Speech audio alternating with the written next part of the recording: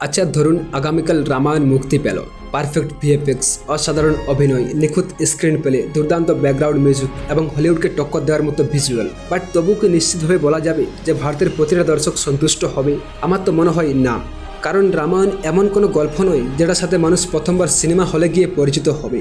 আমাদের প্রত্যেকের মনে বহু বছর ধরে একটা করে নিজস্ব রামায়ণ তৈরি হয়ে আছে। কেউ রামানন্দ সাগরের রামায়ণ দেখে বড় হয়েছে, আবার কেউ পড়েছে অমর চিত্রকথা, আবার কেউ দেখেছে অ্যানিমেশন, আবার কেউ টেলিভিশনের সিরিয়াল বা বই পড়ে এই গল্পের সাথে পরিচিত হয়েছে। তাই প্রত্যেক মানুষের মনে রাম কেমন, সীতা কেমন, হনুমান কেমন, রাবণ কেমন, তার একটা নিজস্ব ছবি অনেক আগেই আঁকা হয়ে গেছে।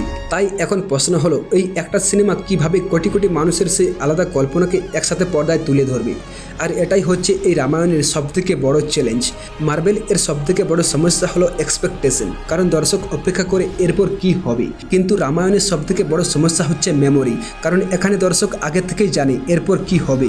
তাই সে শুধু গল্পটাকে দেখতেই যাবে না, সে নিজের শৈশব, নিজের বিশ্বাস, নিজের অনুভূতি আর বহু বছরের স্মৃতির সঙ্গে সেই গল্পটাকে মিলিয়ে দেখতে যাবে।